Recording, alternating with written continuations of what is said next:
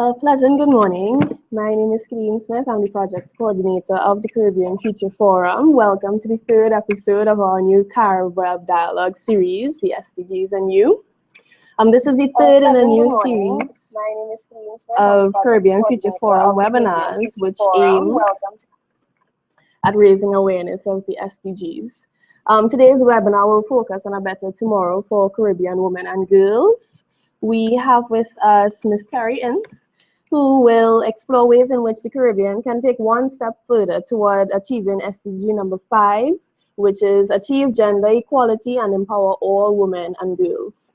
She will discuss strengthening the capacity of women and girls through increased capabilities, increased access to resources and opportunities, and increased security. Just to give you a bit of a background on Ms. Terry Ince, she is a social entrepreneur, consultant, and human rights activist with a postgraduate degree in organizational development and behavior and project management certification. With a focus on women's economic and political empowerment, she has worked extensively with private and public sector institutions and NGOs in Trinidad and Tobago and the United States of America. Ms. Ince has trained women locally and regionally on transformational leadership and has participated in public consultations for local and international organizations, government ministries, and civil society. She actively engages in local, regional, and international discourse on women's issues relative to the MDGs, the SDGs, and CEDAW, and has participated in recent sessions of the UN Commission on the Status of Women and the inaugural Women's Forum at Chogam as part of civil society delegations. She has observed local, subnational, and general elections in Trinidad and Tobago and was a member of the Commonwealth Observer Group for the general elections in Tanzania in 2015. She has volunteered on several US national elections campaigns and is an active member volunteer with several local and international non-governmental organizations. She was born and formally educated in Trinidad. And just before I hand over to Ms. Ince, I would just like to remind you to stay up to date with our Caribbean Future Forum activities by liking us on Facebook at Caribbean Future Forum, following us on Twitter at forum_Caribbean, and of course keeping up to date with our website at CaribbeanFutureForum.com. Without further ado, I'd like to hand over to Ms. Ince. Good morning, everyone. As Kadeen said, my name is Terry Ince, and welcome to this forum. I'm particularly pleased, Kadeen, to be able to support and provide whatever discourse we can have today. I know I'm filling in for someone else, but I appreciate the opportunity to share some time with you guys. Thank you. So as Kadeen said, a better tomorrow for Caribbean women in Trinidad and Tobago, or in the Caribbean, I should say. What does that mean? I want to take us on a little journey to discuss how we can do that. And I am proposing that we can do that in 3 different ways, by strengthening women and girls' capacities through advocacy and lobbying. And I'm suggesting that we do that in intergenerational or through intergenerational dialogue. I think we can also access or provide better access to resources. And what I mean by that is providing better opportunities through economic and political leadership. And lastly, I want to discuss a bit increasing the security. And by that, I mean reducing women and girls' vulnerability to violence. So let's take the first one, which is strengthening the capacity of our women and girls through advocacy and lobbying. In Trinidad and Tobago, and I'm sure throughout the Caribbean, we have quite a bit of advocacy groups. But how strong are those advocacy groups, and how do they really represent and lobby and advocate for the women and girls that they're purporting to do, and how do they do that? I'm suggesting that one way to strengthen that capacity is by actually engaging these women and girls on a community basis. I think we do that to some extent, but I think when you take the information from the communities and then you take it to, whether it be your state, your local official, your state official, or even internationally, how do you really represent those people, those young women and girls? And so I am suggesting that helping women and girls be their own advocate, that will allow them to be able to really represent themselves. And how do we do that? We have quite a bit of very well documented, very well read, very well traveled women and men in Trinidad and Tobago and around the Caribbean who have been working in this space of gender equality for some time. And so I'm suggesting that we leverage those people to ensure that our advocacy skills are matured, that our lobbying skills are matured, that information is being, that knowledge and skills, those skills are being passed on to the future generation so that they can then in turn do some advocating and lobbying on their own. I was very encouraged yesterday it being International Women's Day, a network of NGOs and many other organizations were back on the promenade talking about and raising issues around International Women's Day.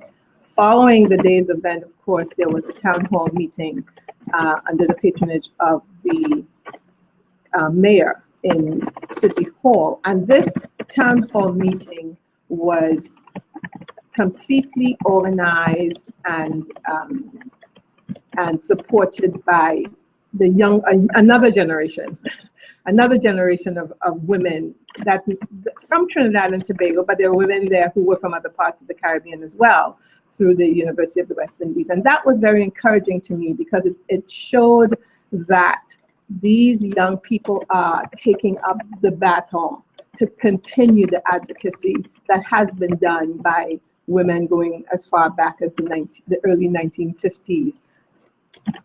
What I'm also suggesting, however, is what was also encouraging yesterday to see was in the audience, there were women who started the feminist movement in Trinidad and Tobago and parts of the Caribbean.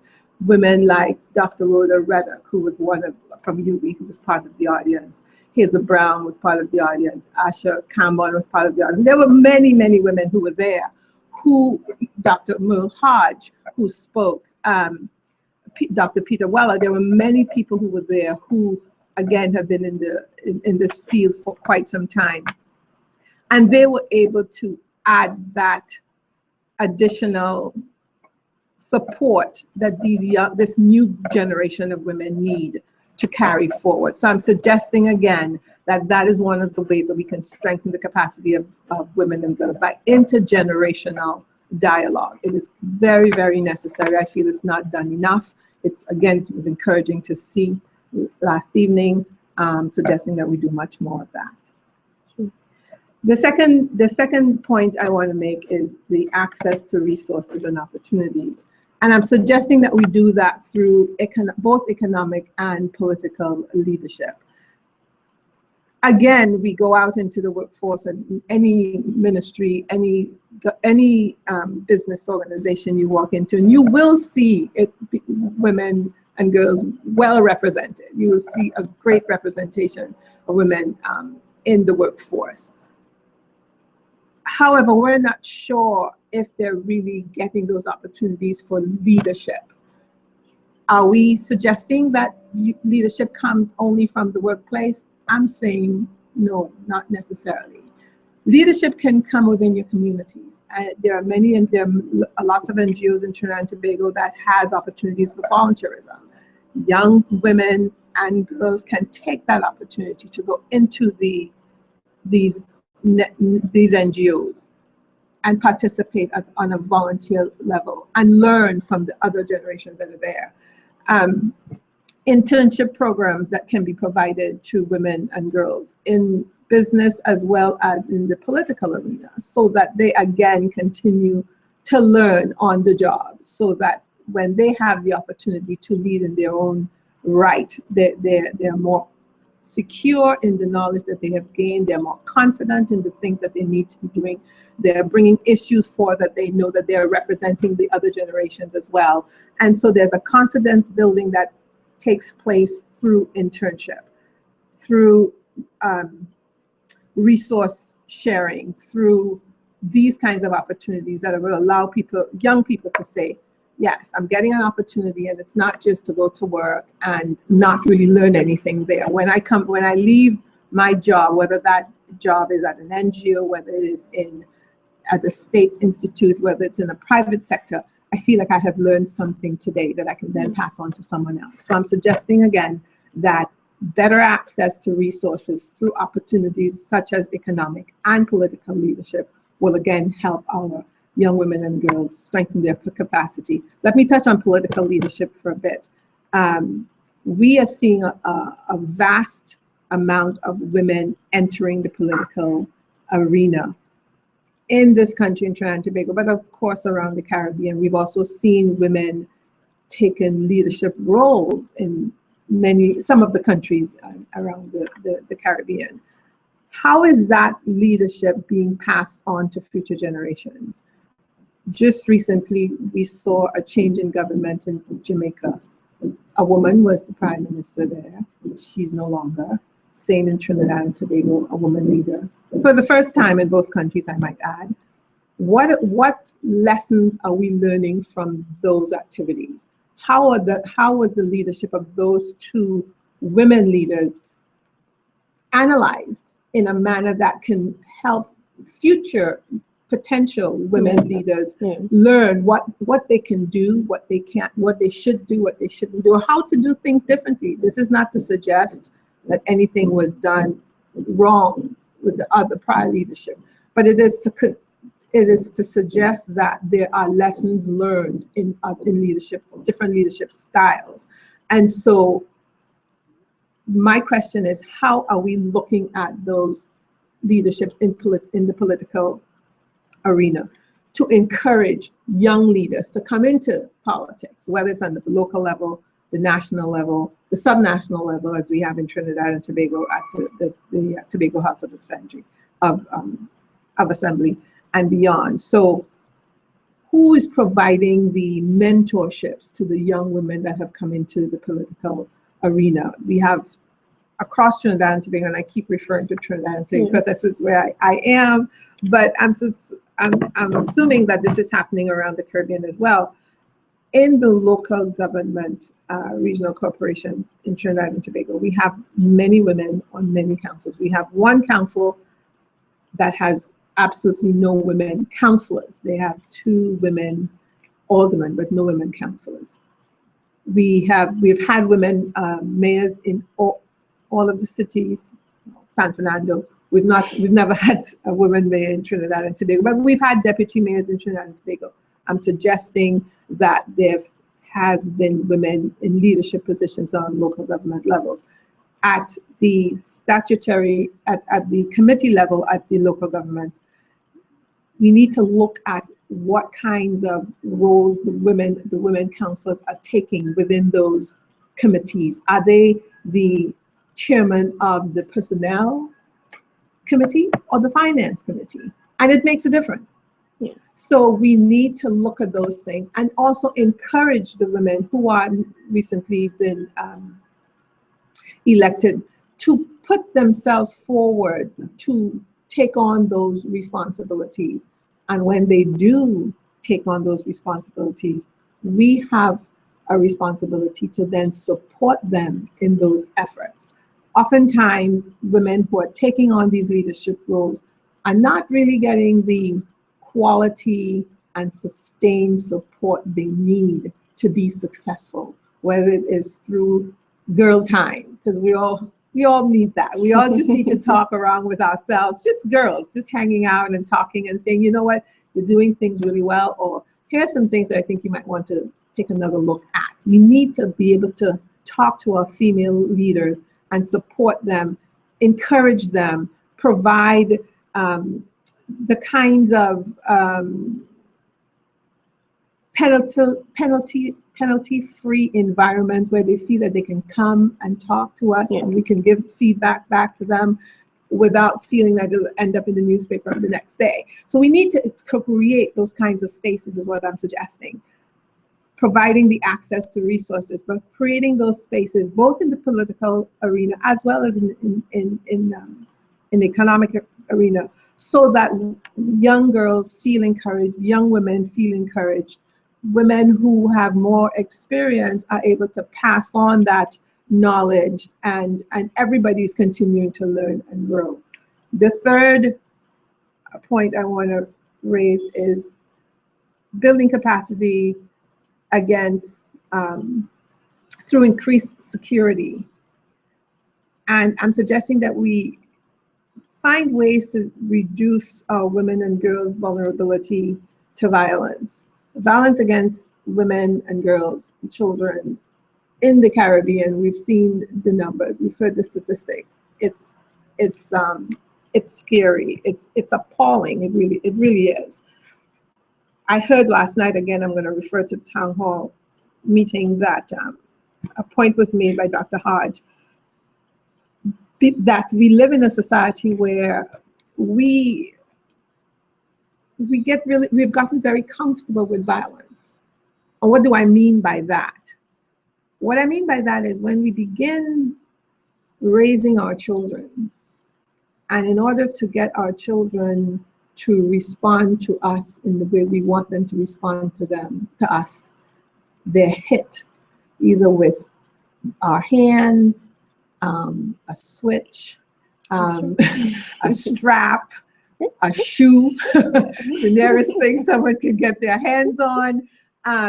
And this happens to our children by the people who love them. Their moms, their dads, their grandparents, the caretaker, the school, the teachers. So in our societies, we have endorsed violence to some extent. And then at some age, magical age, we are expecting our young people to suddenly not be violent, to accept that violence is not acceptable, when they have been, the adults in their lives have been perpetrating violence upon them all of their lives. They don't know any differently. We don't know any differently.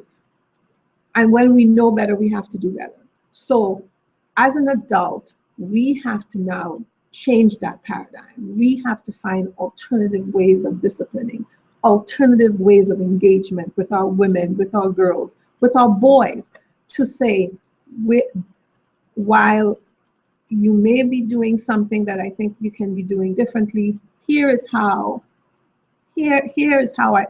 another way to be disciplined. So to use a few suggestions, who doesn't want to be able to have free time to play, or free time to watch television, whatever channel you want to watch, or time on your laptop or your tablet to just play games or whatever. So taking away privileges, I think, is a really straightforward and easy way to begin to change that paradigm. But it's more than just taking things away. It's helping us all to understand why such behaviors are not appropriate, why it's not long-term sustainable. We'll kill out each other. There will be no other generations if we continue to do what we're doing. So we have to change the paradigm. We have to allow women and girls to feel they are secure through love and affection and support and encouragement. No less violence, and that begins in the home. When a young girl or young woman is growing in an environment where when violence is not being put upon her throughout her life, she would be less likely to accept it from a partner.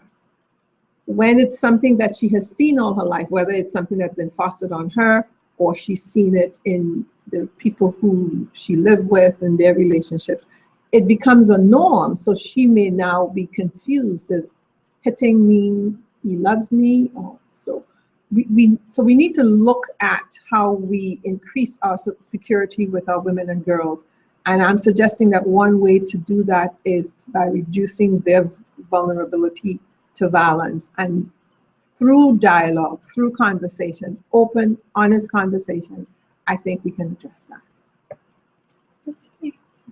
Okay, and then, I mean, you mentioned Women's Day yesterday, but was there any strong message that came out of, I mean, there was the march, there were quite a few persons that came. Was there any strong, resounding message that came out of Women's Day yesterday? Yeah, the International Women's Day yesterday, as with all of the previous International Women's Days in Trinidad and Tobago, the strongest message is that we need a gender policy. Without a gender policy, which provides the framework for how we deal with gender issues in Trinidad and Tobago, you will continue to have a hodgepodge of programs, activities, initiatives being taken. But if there's no framework around it, there's no way of measuring how we're doing, if we're making progress. What is gender mainstreaming? We've heard about it, but do we really know what it is? How do we become gender sensitive? How do all of our elected officials, how do all of our employers, employees become gender sensitive? What is gender budgeting? Is that important? Why is it important? Are we employing gender budgeting methodologies today as we put forth a budget? Are we doing it at the local level? Are we doing it at the national level? We don't know. We don't have concrete answers to these questions. And I think that part of the reason that we can't answer those questions with confidence is because we don't have a framework which will come in the form of a gender policy. So I think that's a place to start. So to answer your question specifically, the resounding message is that we need a gender policy. There's absolutely, as far as I'm being told, no reason for it to go back to Parliament, even though I'm hearing that it's going back to Parliament. It's going to be a green paper again, it's going to be presented, and the good news is work is being done. Yeah. And I'm encouraged by that. That was a resounding message. We need a gender policy, and we need a time frame on it. So we can't say we're going to have a gender policy. We need a gender policy by the end of 2016. It should not even go as far down as December. But we should not enter 2017 without a gender policy. Okay. So I'll turn over to the audience now. So please, of course, feel free to continue submitting your questions through the Q&A box that you will be seeing below the webinar viewing. We have quite a few questions already, so I'll just begin.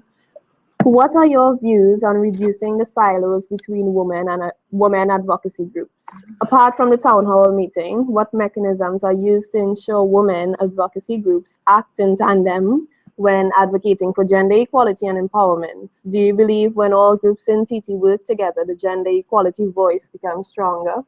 Is that one question? That's one. Actually, that's a great question. It just sounded like a series of questions. Right. So the first part of it, what are my suggestions about women advocacy groups coming together? Yeah. Well, I think I mentioned one already, the network of NGOs, and I'm not here to plug one versus the other, but what I am going to suggest is that there are many women's organizations in Trinidad and Tobago that are doing great things. And I think a part of that question, talk about silos. We are working in silos. Yeah. While I believe that there's a space for everyone, I think there are times when organizations can collaborate with each other because of their similarities and go and do something. And while the other women's organizations support those that are taking the lead.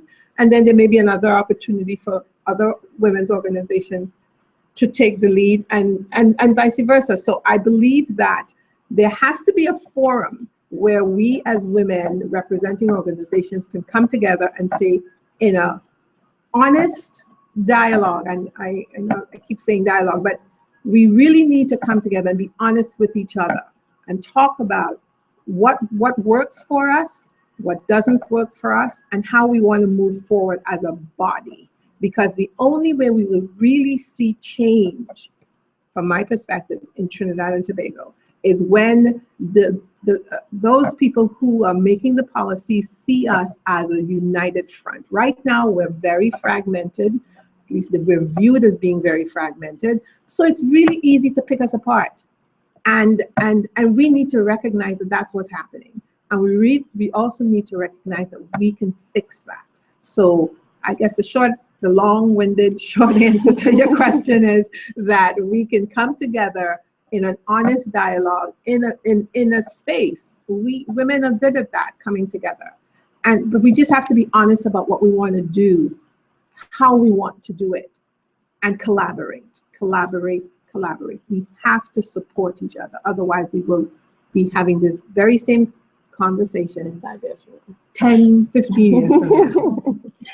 True. So moving on to the second question.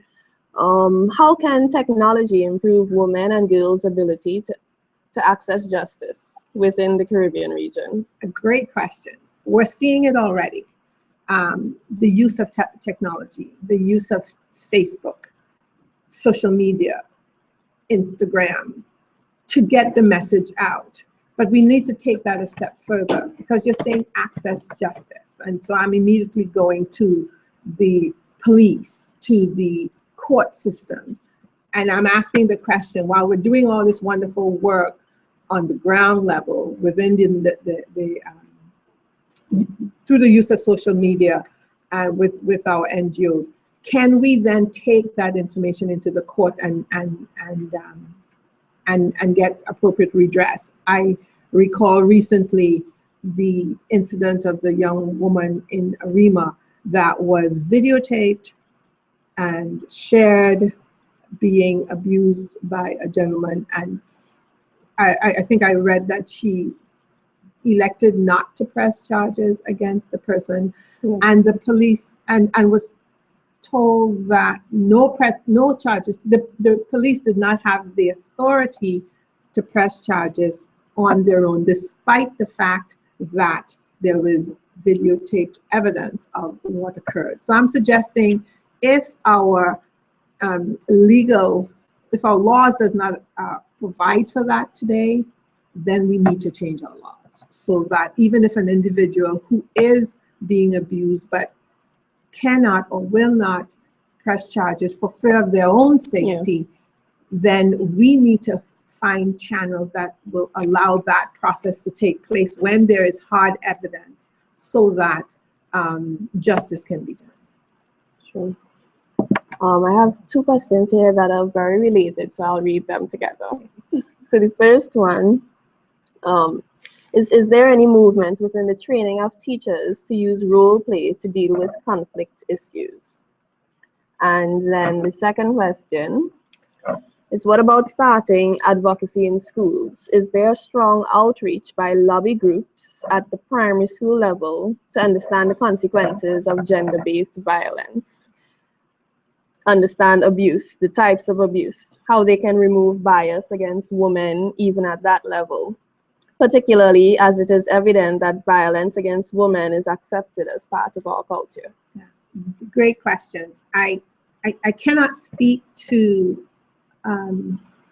the methodologies that's used through the Ministry of Education, but that's a wonderful idea of role playing, and I'm actually taking note of it, and will certainly forward it to persons in that arena who can do what they need to do with it. I will also suggest that I am aware of one organization, and there may be others again, but this one that I'm aware of, Working Women for Social Progress, that have worked with the Ministry of Education as far back as, I believe, the late 1980s, maybe 1990s. And they were very instrumental with the then Minister of Education to change the policy on corporal punishment, to change that from being a corporal punishment in school. So I know that organization has done that type of work, and I'm sure that organization is more than willing to take up that baton and continue doing that kind of advocacy. Advocacy in schools, I think, is a wonderful idea, and I think it's time for it. Actually, I recently wrote to somebody suggesting that there should be a part of the education in primary school level, human rights class for all people, all young people, because we're walking around as adults without knowing what our rights are in Trinidad and Tobago. And I think as children, if children knows what their rights are as an individual, then I think that can also make them less vulnerable. So the advocacy in schools, I absolutely endorse, and role playing for teachers, great ideas.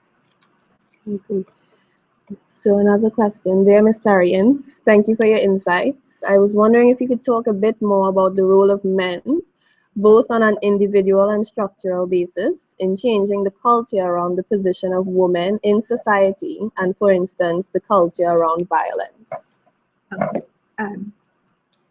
Thank you for the comment and the question. And I believe that men has a pivotal role to play in ensuring the culture of gender-based violence or violence against women is changed. Currently, many organizations internationally and in Trinidad and Tobago has signed on to the UN Women He for She campaign, which is promoting just that, asking our brothers to stand with us, to advocate against violence against women, to talk to their brothers about the need to not hit. Again, at the town hall meeting, I'm going to refer to the town hall meeting last evening, there were 2 men on the panel who responded to questions around gender-based violence. I feel it very important that we not confuse the two. Gender-based violence, while it's predominantly male on female, it also happens with male on male in male on male relationships. It also happens with females on females. So it's not unique. It's not isolated to just men being male being violent against women, and it also happens with women being violent against men. So so we are in a culture where we're all being violent against each other, and it has to change. But specific to your point, I think that men have a very pivotal role to play, and I will encourage our men, young men, older men, to get involved in these campaigns, to reach out to some of the women's organizations and see how they can participate. They may have their own organizations, the men's programs, but again, there will be opportunities where they can collaborate in solidarity, like yesterday in the march, like those kinds of opportunities. Come together, have town hall meetings, have community sessions together, invite both men and women, and have those very real and heartfelt discourse, and let us help each other. That's the only way we would change this unfortunate amount of violence that we're seeing in our society today. Sure. And so we have a participant who is interested in sort of mentoring young women and girls, very interested in that. So what opportunities are there for people who would be interested, willing, able? Yeah, there are many opportunities. There are, I believe there's a Girl Guides Association in Trinidad and Tobago, right? I also think there's a Boys and Girls Club in Trinidad and Tobago. But I know that network of NGOs are always looking for volunteers to and what can partner you with other with mentees. I read recently another women's organization, Vital Voices, that's doing a mentoring program where they're mentoring executives with young people. WINAD, the Women's Institute for Alternative Development, I'm sure you can reach out to WINAD. Working Women, I'm just naming a few organizations that I know will be happy to embrace anyone who has the willingness, want to get involved, and you can work with those organizations individually. If you contact me, I can give out my email address, and if you contact me via email, I'd be happy to forward your information on or put you in touch with other organizations who I'm sure can use your skills and abilities. And I appreciate the offer to want to mentor and volunteer. That's a very noble thing. Yes. So just moving right along, why do you think the Caribbean is at the level it currently is regarding the rights of women and girls? What characteristics of the region do you consider make the current situation what it is?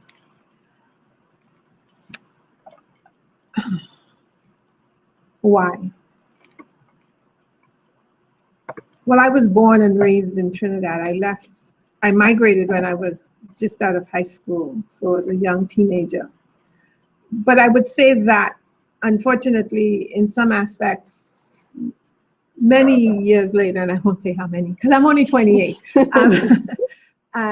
there's some things that have not changed. And I think it's because that's the culture. It's the culture that we live in. It's what's accepted. Some people suggest it goes back to slavery, indentured servitude, the way we were conditioned to behave, the way we were given, not even given instructions, orders, the way we were penalized for things that normal people should be able to do. So we have that culture of violence, Yeah, that's integral to how we approach things. We also have a culture of silence. What do I mean by that? I'm going to recount a story that is very, very real. As a young girl, I was visiting a friend as a teenager, and while there, her brother and his girlfriend were having an altercation in their room, his room. And it was not pretty. We heard it. I was there, she was there, her mom was there. No one knocked on that door to ask him to stop what he was doing. The mother walked around the house like nothing was happening. I was 13, and that left an impression on me. I still can actually see it now as I'm recounting it. It's those kinds of things that we take for granted in our country. And who knows why? Again, it could be because of the culture of violence that we experience, but it doesn't have to continue, right? It shouldn't continue. I always say, when you know better, you need to do better. But you don't know what you don't know. So we need to take it upon ourselves to read more, to experience more things, and not just through reality TV, though I'm a bit of an addict myself. But but we need to engage outside of our own communities. We need to go out. I live in Port of Spain. I enjoy living in an urban environment. I enjoy walking around the city. I'm very urban in that sense. But I want to also engage with my rural sisters and brothers to know what's happening out in Matura, what's happening in Tobago, what's happening in all of the other parts of Trinidad and Tobago that I can't walk to. Yeah. Well, I can if I have a lot of time. But we need to engage each other so that we can begin to change. I think because we're not doing that, we're staying in our little communities, as someone said before, working on little silos. While we may be doing good work there, we are not reaching, it's not as far reaching as it could be. So why I think Trinidad and the Caribbean is in the state that it is, I think it's because we've accepted it. But we know better now, and we can change it.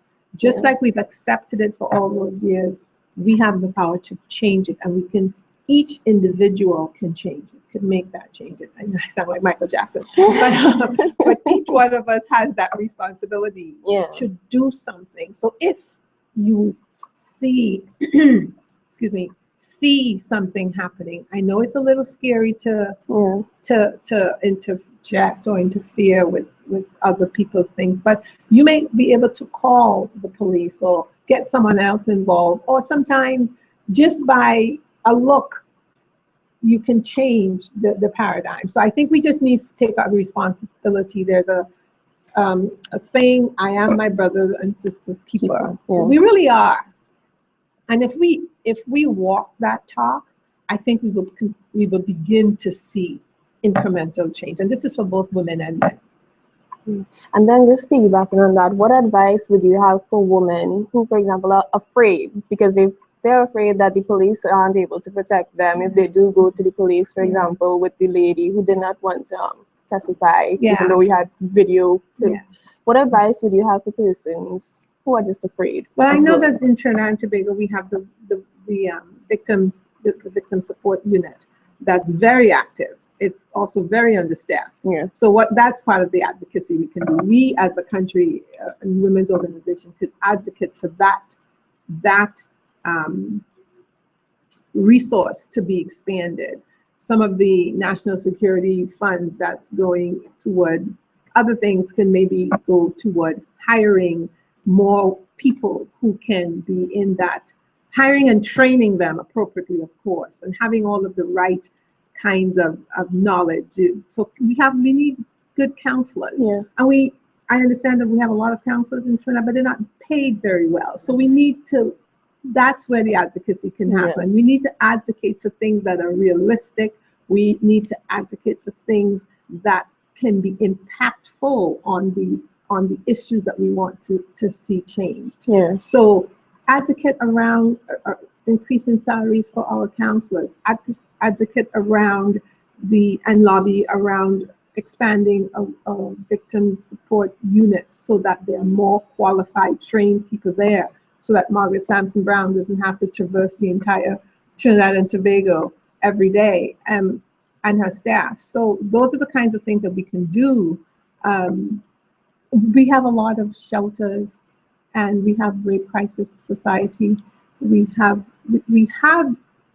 organizations in Trinidad and Tobago that are doing these things. What can be done a little better maybe is getting the word out as to what they provide, what services they can provide, and how people can access those services. Yeah. In a manner that doesn't reveal who the person is, because I know fear is real. Fear is real, so I'm not downplaying that at all. Yeah. Someone said yesterday, we were talking about when a woman wants to leave because because they're in a volatile situation, and then you hear something like, well, if you leave me, I will kill the children, I'll kill myself. So there's the guilt factor there. But when he or she wants to leave, sometimes you just have to leave with the clothes on your back. Yeah. But it's always helpful to have a stash of something somewhere where you can pick it up and run. So where do you keep that stash, and what should be in that? So is it like a suitcase, or is it just a shoulder bag that you have a change of clothing, a change toothpaste, some money that you've been putting away, key phone numbers, a place people to call right away so that someone can protect you and take you into that underground. At one point we had that underground in Trinidad where people were helping others without the perpetrator knowing. We need to put all those little things back in place, and we need to work together toward doing that. Like I said, we have shelters in Trinidad, we have many shelters. I can't give out, obviously, the phone numbers, but just to say that we have shelters in Trinidad and Tobago. We have organizations like Medina House. We have organizations like the Rape Crisis Association who has that kind of information. But I would also suggest that in Trinidad and Tobago, the Ministry of Gender Affairs should have that type of information. And many of the women's organizations as well does, but in a centralized place where you can access that information quickly, the Ministry of Gender Affairs should have that. Okay, that's great. How would you suggest combating the negative stigma around the word feminism and how it is used to undermine the progression of gender equality to the masses? That's a big question.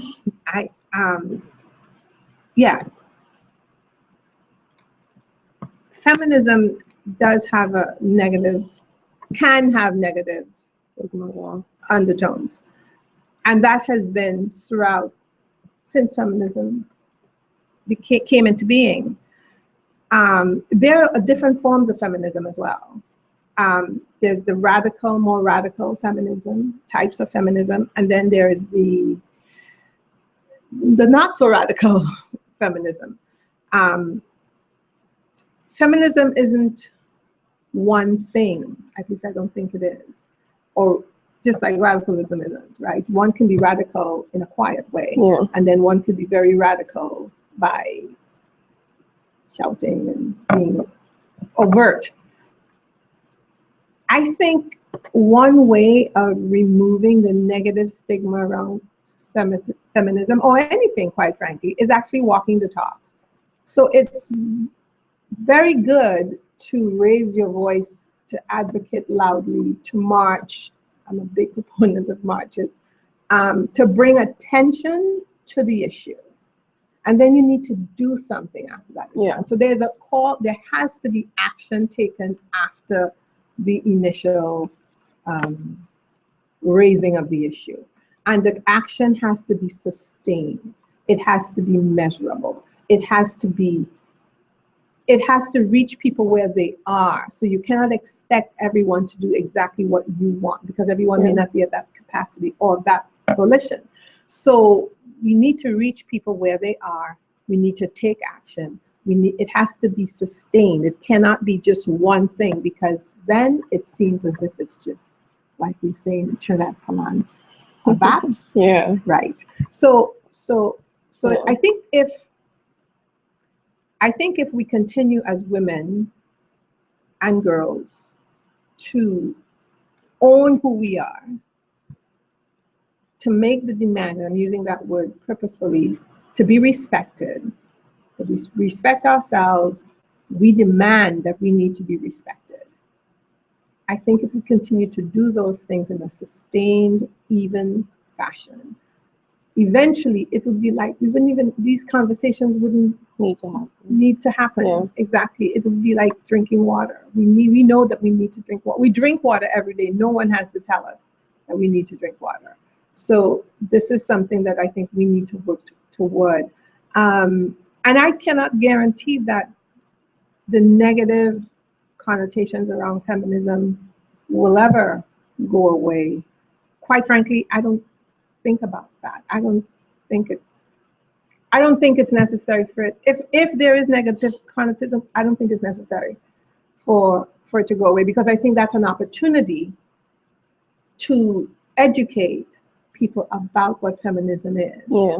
So I think, I welcome the negative feminism or connotations around it, because it gives me an opportunity to speak on it and help other people understand what it is. So this one is more on the religious side. Can a woman be a pope, pundit, or imam, as these are important leadership positions in the religious domains, and religion has influenced the way we live and lead? Okay. I was raised Catholic, so I'm pretty certain a woman cannot be a pope. I'm pretty certain. I mean, they don't have women priests, so you can't have a woman pope. I know of a pandita, so I believe in the Hindu religion, a woman can be a pandita. Okay. And imam, that's a tricky one. I don't know of any female imams in the Muslim faith. But please, I'm not an expert on theology or religious, so I really, maybe someone else who has more knowledge on that can tell. But I am absolutely certain about the Catholic. A woman cannot be a pope. And I do know of one pandita, so I know a woman can be in the Hindu religion. Okay. So another one, dear Miss Ince, the Health and Family Life Education Skills Program, HFLE, is a way of addressing gender norms and promoting behavioral change in young persons at both the primary and secondary school level. While there has been some advancement within recent times, significant advocacy is needed to influence political will. So this question relates to the role of NGOs in promoting buy-in for the implementation of life skills programs in schools.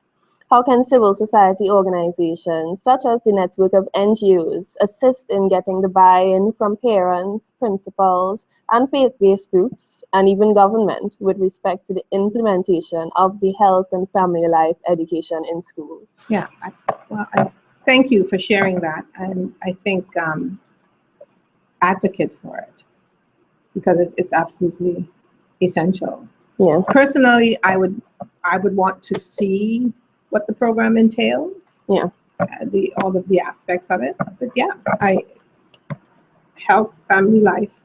Yes, I would like to see it. That's a UNFPA program that's being implemented. Yeah, absolutely. I mean, I think it's something that should be in every school. It should. Okay. And how? Through advocacy. Okay. Then that's great. And so we're almost out of time. I mean, is there anything that you would like to say in closing, coming out of this session? Anything that you would probably want to remind the audience of, some key message? Yeah. Well, I thank you again for the opportunity. I have enjoyed it. I do want to remind the audience that we all have a role to play. Yeah. And I think it's important that we come together and play our individual roles in an open and honest way.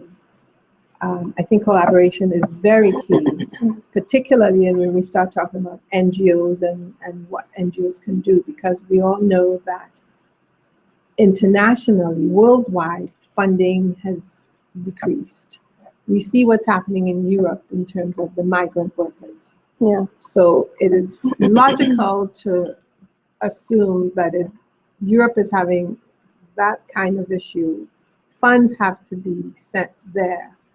And if that is a more real issue, because you're seeing it on BBC every day, it would be, which means whatever issues we're having to deal with in Trinidad and Tobago and the rest of the Caribbean, while it's just as important, it's not on BBC every day. So the funding may start looking smaller. What I mean by that is, I see that as an opportunity for us to start really doing things for ourselves. Yeah. We have the skills in the Caribbean. We have the knowledge. We have the commitment. We have the people who want to do it. We just have to come together and do it. I like to say that there are things that are considered low-hanging fruit. I consider them low-hanging fruit. Find those things. 3. Start with 3. And see which of the 3 you can implement first, and then the second one, and then the third one. We can do all of these things together. I think if we really started working more collaboratively on issues, we would be able to see more incremental results. I will also say that we all need to understand what is going on with the gender policy, whether it's the 2009 version that's being advanced or the 2012 version or a hybrid of the two, but we need to see what that is. We collectively, all of Trinidad and Tobago, women in Trinidad and Tobago, need to see how it will impact us. Because if it's a policy that's going to dictate or be a framework around how our issues are dealt with, we need to have some input into that. Yeah. So we need to take an active role in understanding gender policy and the timeline around when it will be passed. Those are my parting comments. Okay. Continue to love and respect and work together. Definitely, I agree with that. I think we really all need to be each other's keeper. I really would like to encourage persons out there, if you know someone who is a victim, if you are a victim yourself, I mean, make use of, you mentioned these support shelters. There are a lot of avenues that you can go to for support. Persons who are interested in volunteering at the network of NGOs, you can send a comment in the question and answer box, and of course, we'll contact you via email. So Mr. Ince can contact you via email. I would just like to sincerely thank our speaker today. I think it was very informative, very helpful. Ms. Terry Ince, thank you very much You're most for welcome. setting aside the time and being with us here today. Of course, I'd like to thank our partners, you all viewers, the Caribbean Future Forum team. Please remember to keep up to date with our webinars, with what's going on our social media, our Facebook page at Caribbean Future Forum, our Twitter, forum_Caribbean, and our website, CaribbeanFutureForum.com. So that's it for today. Thank you very much again, and do enjoy the rest of your day. Thank you.